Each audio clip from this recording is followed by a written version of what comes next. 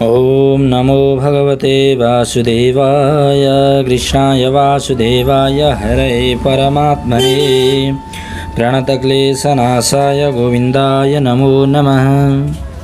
श्रीमद्भागवत महापुराण द्वितीय स्कन्धका द्वितीय अध्यायका पावन प्रसङ्गलाई श्रवण गर्न हामी उपस्थित छौँ। राजा परीक्षित अत्यन्त भयभीत भएर बसिरहेको समयमा सुकदेव महामुनिले भगवानका कथाहरू श्रवणले नै तिम्रो मुक्ति हुन्छ, यसको नि अभ्यास गर्नुपर्छ भनेर यो चराचर जगत विश्व ब्रह्माण्ड भगवतमय दर्शन गराउनुभयो। द्वितीय अध्यायमा विशेष गरेर सद्यो मुक्ति र क्रम मुक्तिको वर्णन गरेर श्रवण गराइराख्नु भएको छ। श्री शुक उवाच एवं पुराधारणयात्मयोनिर्नष्टां स्मृतिं प्रत्यवरोध्य तुष्टात् तथा ससरजे दममोघदृष्टिर् यथाप्ययद प्राग व्यवसाय बुद्धि। सुकदेव महामुनि भन्नुहुन्छ, सृष्टिको आरम्भमा ब्रह्माले यसै धारणाद्वारा प्रसन्न हुनुभएका भगवानसित त्यो सृष्टि विषयक स्मृति प्राप्त गर्नुभएको थियो, जुन पहिलो प्रलयकालमा विलुप्त हुन गएको थियो। यसबाट उहाँको दृष्टि अमोघ र बुद्धि निश्चयात्मिका हुन गयो। तब उनैले यस जगतलाई त्यस्तै रच्नुभयो जस्तो कि यो प्रलयको पहिला थियो, अर्थात् प्रलयकालीन भन्दा पहिला जस्तो थियो त्यस्तै सृष्टि गर्नुभयो। वेदहरूको वर्णन शैली नै यस प्रकारको छ कि मानिसहरूको बुद्धि स्वर्ग आदि निरर्थक नामहरूको फन्दामा फस्न जान्छ। जीव त्यहाँ सुखको वासनामा सपना देखे झैँ भड्किन लाग्दछ, तर यी मायामय लोकहरूमा कहीँ पनि उसलाई सच्चा सुखको प्राप्ति हुँदैन। यसकारण विद्वान पुरुषको कर्तव्य हो कि ती विविध नाम भएका पदार्थहरूसित त्यति नै व्यवहार गरून् जति प्रयोजनीय छ। आफ्नो बुद्धिलाई तिनको निस्सारताको निश्चयबाट परिपूर्ण राखोस् र एक क्षणका लागि पनि असावधान नहोस्, र यदि संसारका पदार्थहरू प्रारब्धवश बिना परिश्रम यतिकै मिल्दछ भने तिनको उपार्जनमा परिश्रम व्यर्थ सम्झिएर तिनका लागि कुनै प्रयत्न नगरोस्। जब जमिनमा सुत्नाले काम चल्छ, जमिनमा सुत्दा पनि काम चल्न सक्छ, तब पलङका लागि प्रयत्न गर्नुसित के प्रयोजन। जब हातहरू तपाईलाई भगवानको कृपाले स्वयं नै प्राप्त छन्, तब तकियाहरूको के आवश्यकता। जब अञ्जलीले काम चल्न सक्छ, तब धेरै भाँडा किन थुपार्ने घरमा। वृक्षको बोक्रा पहिरिएर वा वस्त्रहीन रहेर पनि यदि जीवन धारण गर्न सकिन्छ भने वस्त्रहरूको के आवश्यकता। अर्थात् राजा परीक्षितलाई सुकदेव महामुनिले केवल आफ्नो जीवनयापन गर्न र भगवानको भक्ति गर्न त्यस्तो संसारमा धेरै मरिमेट्नु पर्दैन भनेर यो वैराग्यताका लागि यी सत् उपदेशहरू वर्णन गरिराख्नु भएको छ। पहिरनलाई के बाटोहरूमा फाटेका कपडा छैनन्। भोक लागेका अरूका लागि नै शरीर धारण गर्ने वृक्ष के फलफुलको भिक्षा दिँदैनन् र। जल चाहना गर्नेहरूका लागि नदीहरू के बिल्कुल सुकिसके। बस्नका लागि के पहाडहरूले गुफाहरू बन्द गरिदिए। अहो भाइ, सब सही छैनन् के भगवान पनि आफ्ना शरणागतहरूको रक्षा गर्नुहुन्न। यस्तो स्थितिमा बुद्धिमान मानिस पनि धनको नशामा चोर घमण्डी धनीहरूको चाप्लुसी किन गर्दछन्। एवं सचित्ते सदैव सिद्ध आत्मा प्रियरथो भगवान् अनन्तः तं निर्वितो नियतारथो भजेत संसार हेतु परमश्च यत्र।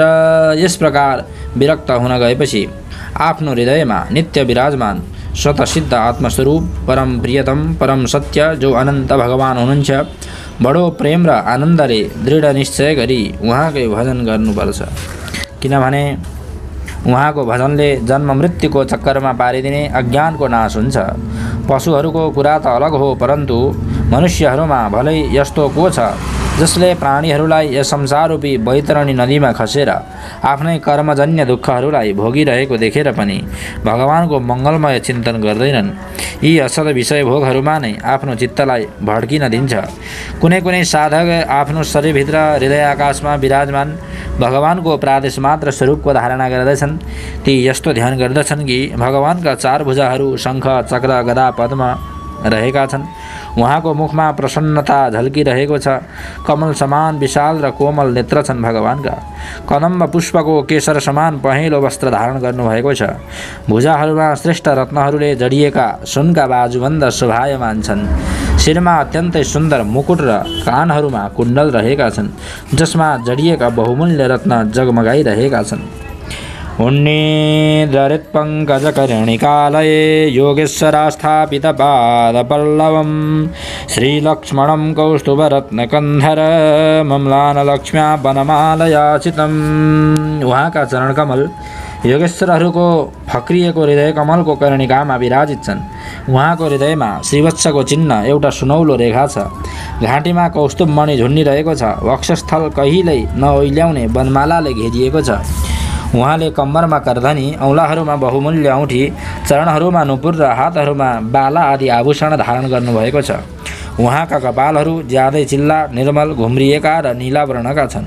उहाँको मुखकमल मन्द मन्द मुस्कानले फुलिरहेको छ। लीलापूर्ण उन्मुक्त हास्य र प्रेमास्पद हेराइले शोभायमान आँखी भौद्वारा उहाँ भक्तजनहरूमाथि अनन्त अनुग्रहको वर्षा गरिराख्नु भएको छ। जबसम्म मन यस धारणाद्वारा स्थिर हुँदैन तबसम्म पटक पटक यी चिन्तन स्वरूप भगवानलाई देखिरहने चेष्टा गर्नुपर्दछ। एकैकशृङ्गानि धियानुभावयेत् पादानि यावद् हसितं गदाभृतः जितं जितं थानमपय्य धारयेत् परं परं शुद्ध्यति धीर्यथा यथा। भगवानका चरण कमलहरूदेखि लिएर उहाँको मुस्कानयुक्त मुखकमल पर्यन्त समस्त अङ्गहरूको एक एक गरी बुद्धिद्वारा धारणा गर्नुपर्दछ। जसरी जसरी बुद्धि शुद्ध हुन जान्छ त्यसरी त्यसरी स्थिर हुन जान्छ। जब एक अङ्गको ध्यान ठिक ठिक हुन लाग्छ तब त्यसलाई छोडेर अर्को अङ्गको ध्यान गर्नुपर्दछ। यी विशेषोर भगवान दृश्य होइनन्, द्रष्टा हुनुहुन्छ। सगुण निर्गुण सबथोक उहाँकै स्वरूप हुन्। जबसम्म उहाँमा अनन्य प्रेममय भक्ति योग हुन जाँदैन तबसम्म साधकहरूले नित्य नैमित्तिक कर्महरूपछि एकाग्रतापूर्वक भगवानको उपर्युक्त स्थूल रूपको नै चिन्तन गर्नुपर्दछ। परीक्षित, जब योगी पुरुष यस मनुष्य लोकलाई छोड्न चाहन्छ तब देश तथा कालमा मनलाई नलगाओस्। सुखपूर्वक स्थिर आसनमा बसेर प्राणहरूलाई जितेर मनले इन्द्रियहरूलाई संयम गरोस्।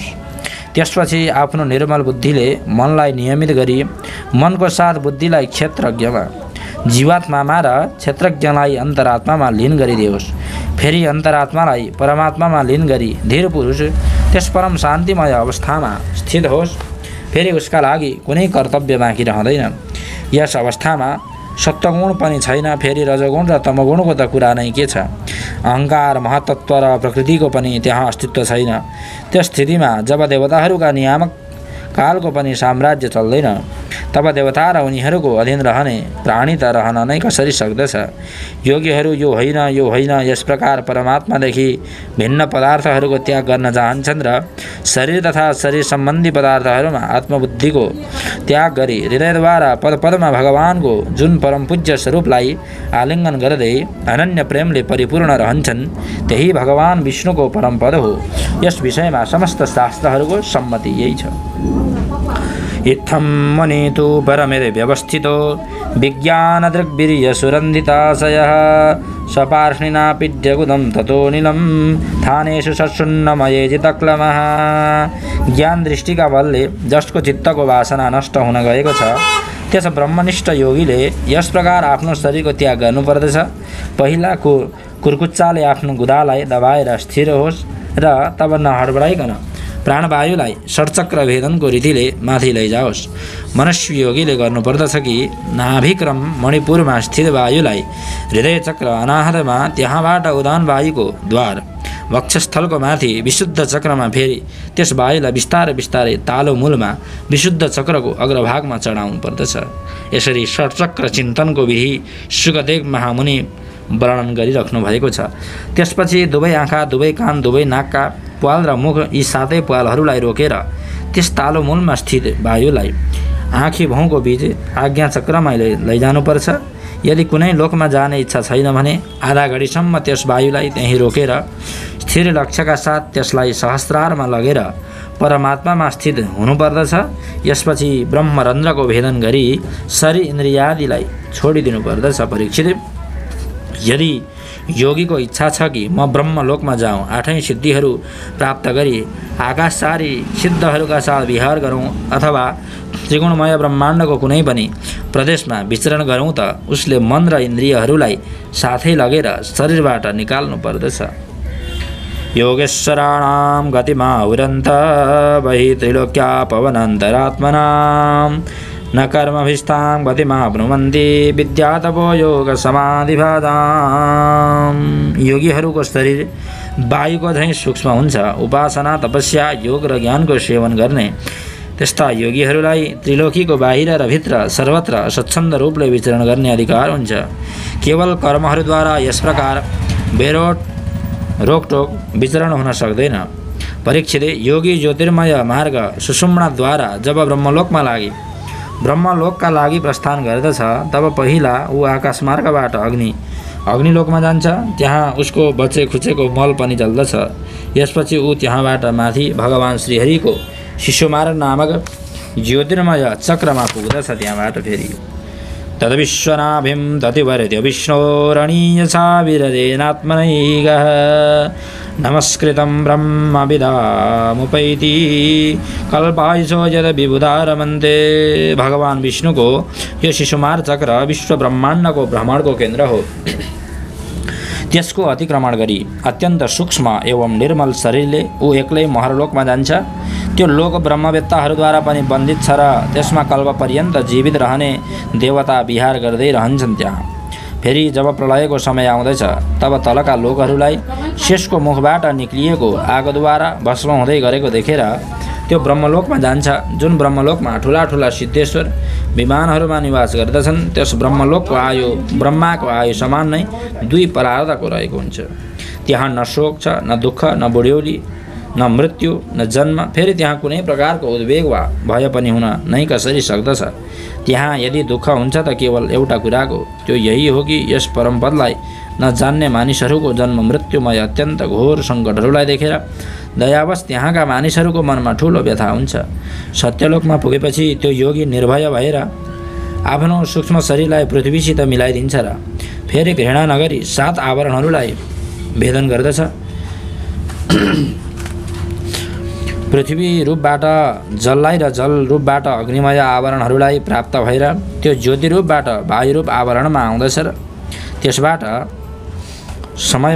त्यहाँबाट समयमा ब्रह्मको अनन्तताको बोध गराउने आकाश रूप आवरणलाई प्राप्त गर्दछ। उसले घ्राणेन गन्धं रसनेन वैरसं रूपं तु दृष्ट्या शसनं तचैव श्रोत्रेण चोपेत्य न भोगुणत्वं प्राणेन चाकुतिमुपैति योगी। यस प्रकार थोर आवरणहरूलाई पार गर्दाको समय त्यसको इन्द्रिय पनि आफ्नो सूक्ष्म अधिष्ठानमा लीन हुन जान्छ। घ्राणेन्द्रिय गन्ध तन्मात्रामा, रस तन्मात्रामा, नेत्र रूप तन्मात्रामा तथा स्पर्श तन्मात्रामा, श्रोत र शब्द तन्मात्रामा र कर्मेन्द्रियहरू आफ्नै क्रियाशक्तिमा मिलेर आफ्ना सूक्ष्म रूपलाई प्राप्त गर्दछन्। यस प्रकार योगी पञ्चभूतहरूको स्थूल सूक्ष्म आवरणहरूलाई पार गरी अहङ्कारमा प्रवेश गर्दछ।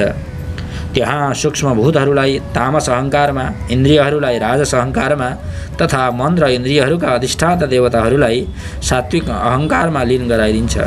यसपछि अहङ्कार सहित लय रूप गतिद्वारा महतत्वमा प्रवेश गरी अन्तमा समस्त गुणहरूको लयस्थान प्रकृति रूप आवरणमा गएर मिल्दछ। परीक्षित, महाप्रलयको समय प्रकृति रूप आवरणको पनि लय भएपछि त्यो योगी स्वयं आनन्द स्वरूप भएर आफ्नो त्यस निरावरण रूपद्वारा आनन्द स्वरूप शान्त परमात्मालाई प्राप्त गर्दछ। जसलाई यस भगवान्मयी गतिको प्राप्ति हुन जान्छ उसलाई फेरि यस संसारमा आउनु पर्दैन। परीक्षित, तिमीले जे सोधेका थियौ त्यसको उत्तरमा मैले वेदोक्त द्विविध सनातन मार्ग सद्य मुक्ति र क्रम मुक्तिको तिमीसित वर्णन गरेँ। पहिला ब्रह्माले भगवान वासुदेवको आराधना गरी उहाँसित जब प्रश्न गर्नुभएको थियो तब उहाँले नै उत्तरमा यिनै 2 मार्गहरूको कुरा ब्रह्मालाई भन्नुभएको थियो। न ह्यतुन्या शिव पन्था विशत संसृता विह वासुदेवे भगवती भक्ति योगो यतो भवे। संसार चक्रमा परेका मनुष्यहरूका लागि जुन साधनद्वारा उसलाई भगवान श्रीकृष्णको अनन्य प्रेममयी भक्ति प्राप्त हुन जान्छ, भक्ति बाहेक अरू कुनै पनि कल्याणकारी मार्ग छैन। भगवान ब्रह्माले एकाग्र चित्तले सारा वेदहरूको 3 पटक अनुशीलन गरी आफ्नो बुद्धिले यही निश्चय गर्नुभयो कि जसबाट सर्वात्मा भगवान श्रीकृष्णप्रति अनन्य प्रेम प्राप्त हुन्छ त्यही सर्वश्रेष्ठ धर्म हो। भगवान् सर्वभूतेषु लक्षितः स्वात्मना हरिः दृश्ये बुद्ध्यादिभिरे द्रष्टा लक्षणैरनुमापकैः। समस्त चराचर प्राणीहरूमा आत्मरूपले भगवान श्रीकृष्ण नै लक्षित हुनुहुन्छ, किनभने यो बुद्धि आदि दृश्य पदार्थ उहाँको अनुमान गर्ने लक्षण हुन्। उहाँ नै यी सबका साक्षी एकमात्र द्रष्टा हुनुहुन्छ। हे परीक्षित, यस कारण मनुष्यहरूको कर्तव्य हुन्छ कि सबै समय र सबै स्थितिहरूमा आफ्नो सम्पूर्ण शक्तिले भगवान श्रीहरिको नै श्रवण कीर्तन र स्मरण गरोस्। राजन, सन्त पुरुष आत्मस्वरूप भगवानको कथाको मधुर अमृत बाँड्दै रहन्छ। जो आफ्नो कानको दुनामा भर्दै तिनको पान गर्दछन्, तिनको हृदयबाट विषयहरूको विषाक्त प्रवाह हट्दै गर्दछ, ती शुद्ध हुन जान्छन् र तिनले भगवान श्रीकृष्णका चरण कमलहरूको सन्निधिलाई प्राप्त गर्दछन् भनेर सुकदेव महामुनिले राजा परीक्षितलाई, सुत पौराणिकले शौनकादि गरेका ऋषि महर्षिहरूलाई यसरी द्वितीय स्कन्धका द्वितीय अध्यायमा गएर यिनै पावन प्रसङ्गहरू, यी कथारूपी अमृतहरूलाई पान गराउनु भयो। त भक्त सज्जन, हामीले पनि चतुर्मासाका पावन दिनहरूमा सत्सङ्ग गर्ने क्रममा भगवत वाणीहरू श्रवण गरेर केही समय भए तापनि अत्यन्त लाभान्वित भएका छौँ। लक्ष्मीनारायण भगवानको कृपा हामी उप सदा सर्वदा रहिरहोस्, यही कामना गरौँ। अनन्त भक्ति लागोस्, प्रेम बढोस्, भगवानको आशीर्वाद सदा सदा प्राप्त भइरहोस्, भगवानसँग प्रार्थना कामना गर्दै आजका कथा प्रसङ्गबाट हामी पनि यहीँ विश्राम लिन चाहन्छौँ। हरे नमः कृष्णाय वासुदेवाय हरे परमात्मने प्रणत क्लेशनाशाय गोविन्दाय नमो नमः।